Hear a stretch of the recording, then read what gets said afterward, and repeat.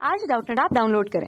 Doubtnut पर अपने सभी गणित, रसायन विज्ञान, भौतिक विज्ञान और जीव विज्ञान के डाउट्स का करो सफाया। बस प्रश्न की फोटो खींचो, एक ही प्रश्न को क्रॉप करो और तुरंत वीडियो सोल्यूशन पाओ।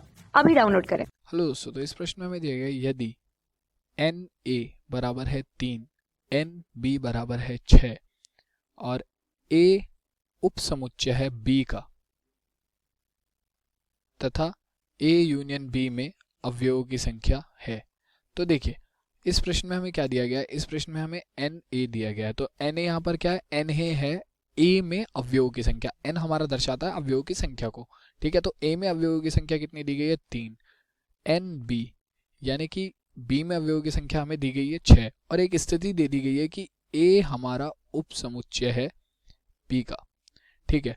और हमसे ज्ञात करने के लिए क्या क्या कहा गया है, हमें ज्ञात करना है एन ए यूनियन बी, यानी कि ए यूनियन बी में अवयवों की संख्या कितनी होगी ये हमें ज्ञात करना है। तो देखिए इसे हल करने के लिए सबसे पहले हमारा इस स्थिति को समझना जरूरी है, ठीक है। तो यहां पर हमसे कहा गया है कि ए हमारा उपसमुच्चय है बी का। तो कोई समुच्चय किसी दूसरे समुच्चय का उपसमुच्चय कब हो सकता है, यदि पहले समुच्चय के सभी अवयव दूसरे समुच्चय में उपस्थित हैं, तभी और केवल तभी हम ये कह सकते हैं कि हमारा जो पहला समुच्चय है वो दूसरे का उपसमुच्चय होगा। मान लीजिए मैंने एक समुच्चय लिया जिसके अवयव हैं, एक्स समुच्चय ले लिया जिसके अवयव हैं 1, 2, ठीक है, और एक वाई समुच्चय ले लिया जिसके अवयव हैं 1, 2, 6, 8 और 10, ठीक है। तो इस स्थिति में हम यहाँ पर लिख सकते हैं कि x हमारा उपसमुच्चय होगा y का, क्योंकि x के जो सारे अवयव हैं 1, 2 वो y में उपस्थित है, ठीक है। अब हम देखते हैं कि अगर मान लीजिए मैंने एक उपसमुच्चय ले लिया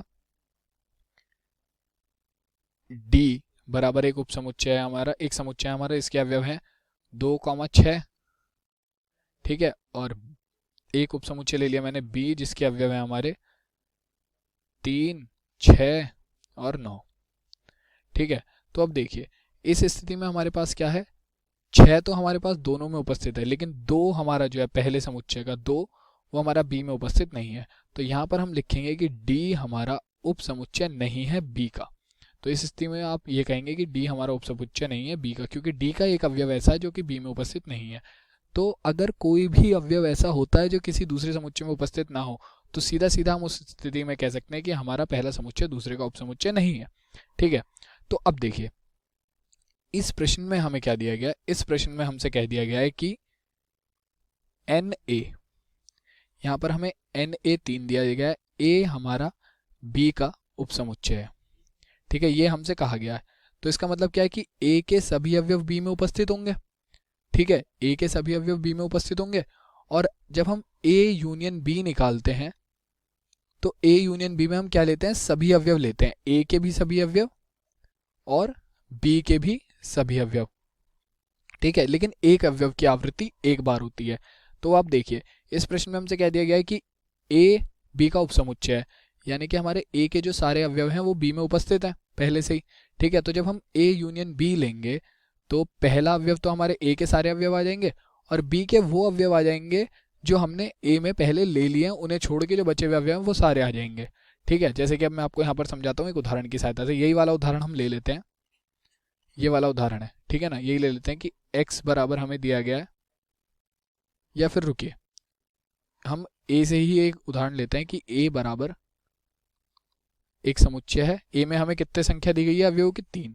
तो a बराबर एक समुच्चय, इसके अवयव हैं 1, 2, 3, ठीक है। b बराबर हमारा एक समुच्चय हो गया जिसके अवयव हैं 1, 2, 3, 4, 6, 8, ठीक है। तो अब देखिए यहाँ से हम कह सकते हैं कि a हमारा b का उपसमुच्चय है, ठीक है, क्योंकि a के सभी अवयव b में उपस्थित हैं आराम से हमारे, ठीक है। तो a b का उपसमुच्चय है। अब अगर मैं यहाँ पर a यूनियन b निकालूं तो सबसे पहले क्या होगा, a यूनियन b में सभी अवयव लेने होते हैं, लेकिन एक अवयव की आवृत्ति केवल एक बार होगी, पुनरावृत्ति नहीं होती, ठीक है। तो सबसे पहला अवयव आ जाएंगे हमारे a के सारे अवयव, तो 1, 2, 3। अब a के जो b के हम सारे अवयव लिखना शुरू करेंगे तो ये जो अवयव हैं ये तो हम पहले ही a में लिख चुके हैं, तो इन्हें लिखने की जरूरत नहीं है। तो जो बाकी बचे हुए अवयव हैं वो हम यहाँ पर लिख देंगे, तो 4, 6 और 8। तो देखिए कितने मान आ गया हमारा, कितने अवयव आ गए, हमारे अवयव आ गए 6। यानी कि हमारी जो ए यूनियन बी का मान होगा, ए यूनियन बी में अवयवों की संख्या जो होगी वो बी के बराबर हो जाएगी। ठीक है, तो अगर हम इस प्रश्न के लिए बात करें कि एन ए बराबर अगर 3 दिया गया है और एन बी बराबर हमें 6 दिया गया है, तो एन ए यूनियन बी हमारा कितना आ जाएगा, तो एन ए यूनियन बी आ जाएगा हमारा 6। और यही इस प्रश्न का क्या हो जाएगा, उत्तर। तो इस प्रकार के प्रश्न आप इस तरीके से उदाहरण लेके हल कर सकते हैं। तो यही हमारे प्रश्न का उत्तर हो गया। धन्यवाद। कक्षा 6 से 12वीं से लेकर नीट, IIT, JEE वो एडवांस के लेवल तक 1 करोड़ से ज्यादा छात्रों का भरोसा। आज ही डाउनलोड करें डाउटनेट ऐप या व्हाट्सएप करें अपने सारे डाउट्स 8400 400 400 पर।